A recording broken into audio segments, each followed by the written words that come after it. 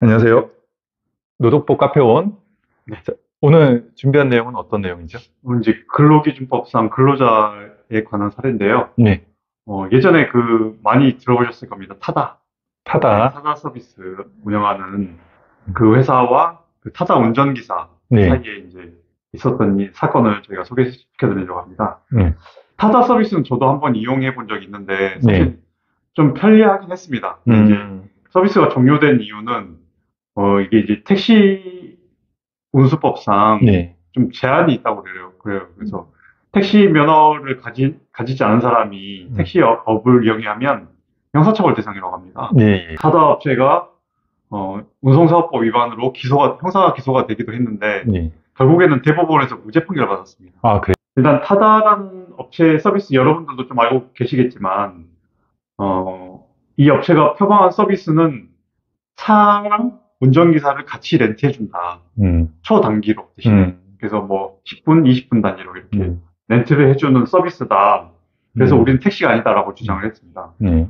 그래서 타다 서비스로 운행했던 업체는 음, 예전에 쏘카, 소카? 예, 지금은 예. 이제 다른 업체로 바뀌었지만 쏘카가 이 업을 처음에 이제 설계를 했고요. 네. 그 밑에 이제 쏘카 밑에 다른 업체가 하나 더 끼어들어 가지고 이 업체가 드라이버들을 모집해서 음, 이제 관리를 하고 있었죠.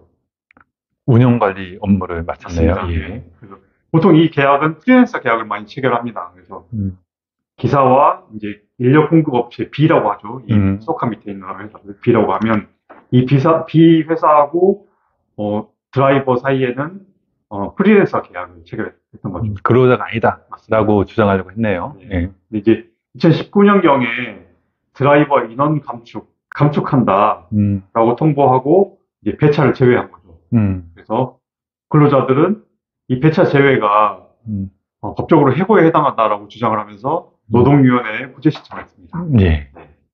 쟁점은 어떤 내용인가요? 네.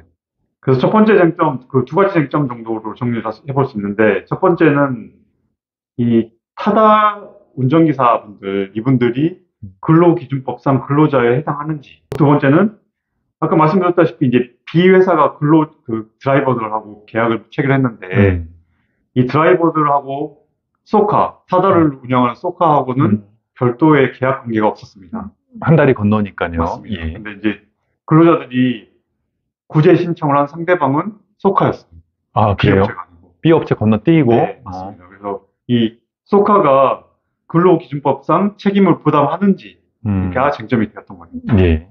어떻게 판단이 나왔나요? 그래서 이제 일단 서울지방노동위원회에서는 근로자성이 부정됐고요. 예. 중앙노동위원회에서는 근로자성을 인정해서 인정. 부당해고라고 판정했습니다. 네.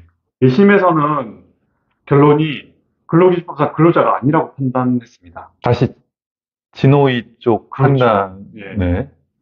그래서 그 근거는 몇 가지 설명을 드리면, 음, 어, 타사 측, 그러니까 소카하고, 타사를 운영하는 네. 소카 쪽하고 그 드라이버 사이에 직접적인 계약 관계가 없다. 음, 라는 부분이 크게 작용했어요.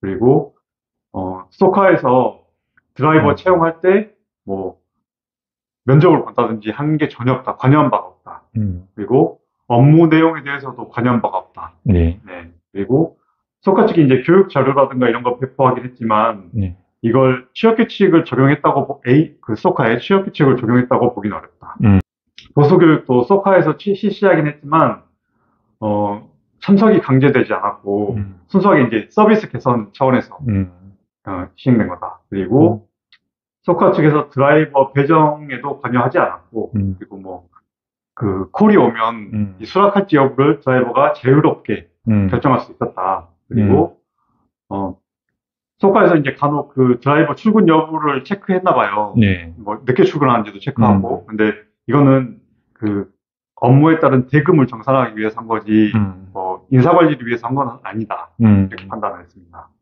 아주 제한적으로 봤네요. 그렇죠. 아주 예. 보수적으로. 그러니까 음, 저희가 보통 이제 그 근로자성 부정할 때 음, 보통 이제 나오는 법리들 있잖아요. 네. 그런 법리들 그대로 적용해가지고 음, 직접적인 계약 관계도 없고 실제로 사용 접속 관계도 없으니까 근로자가 아니다라고 판단했던 음, 거죠. 근데 이제 2심에서는 1심 판결을 음, 취소했어요. 그러니까 1심하고 반대로 봤습니다. 그 이유는 뭐죠? 네. 타다의 근로자들이, 드라이버들이 그러니까 앱에 따라, 애플리케이션에 따라서 정해진 틀 안에서 업무를 수행했기 때문에 그 스스로 업무 내용을 결정할 수 없었다는 겁니다. 두 번째는 노무 제공 과정에서 각종 매뉴얼이나 근무 규정 등이 적용을 받아서 구체적인 지휘 감독을 받았다. 이 지휘 감독을 받았다는 건 저희가 이제 근로자성 판단할 때 가장 중요한 요소 중에 하나죠. 예. 네, 그래서 지휘 감독을 받았고, 그리고 배차 지시를 거부할 경우에 각종 인사상 불이익이 예정돼 있었기 때문에 근로자들이 배차 수락 여부를 자유롭게 결정하기 어려웠다. 예. 예. 만약에 이제 배차를 거절하게 되면 아예 몇 회 페널티를 부과한다든지 이런 불이익, 운행을 마치고 나면 보수를 지급받게 되는데 예. 이 보수가 뭐 1시간이면 1시간, 30분이면 30분에 대한 운행에 대한 대가로 근로 자체의 대상적 성격을 가지고 있었고 그리고 A가 노무 제공을 통해서 추가적인 이윤을 확보할 수 없었다라는 겁니다. 그리고 마지막으로 이 타다 서비스를 처음에 이제 설계한 업체가 소카 측이었는데요. 네. 이 서비스 자체를 기획하고 전체적으로 운영을 한 회사가 소카다. 네. 그래서 이 타다 근로자들의 사용자는 소카 측이므로 소카가 부당해고 구제 신청의 대상이 된다. 라고 이제 판단한 겁니다. 대법원에서는 2심 판결이 맞다라고 판단을 했습니다. 최종 결론이 나왔네요. 네.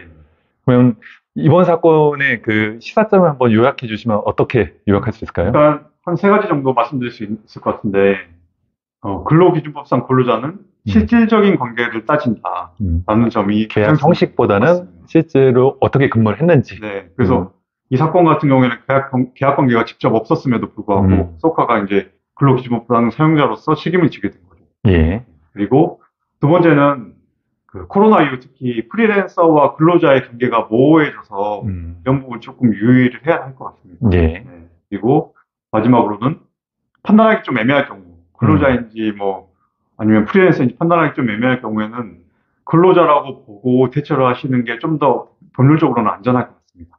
네. 그러니까 근로자가 아니다라고 하면은 이제 여러 가지 뭐 아까 4대 보험이라든지 그렇죠. 아니면 뭐 임금 지급에 대한 여러 가지 책임이 추가적으로 부과가 되기 때문에 조금 위험한 판단일 수도 있을 것 같아요. 예. 자, 그러면 오늘 판례를 통해서 알아본 근로자성 여부, 많은 도움이 되셨기를 바라고요. 오늘 내용은 이상으로 마치도록 하겠습니다. 감사합니다. 고맙습니다.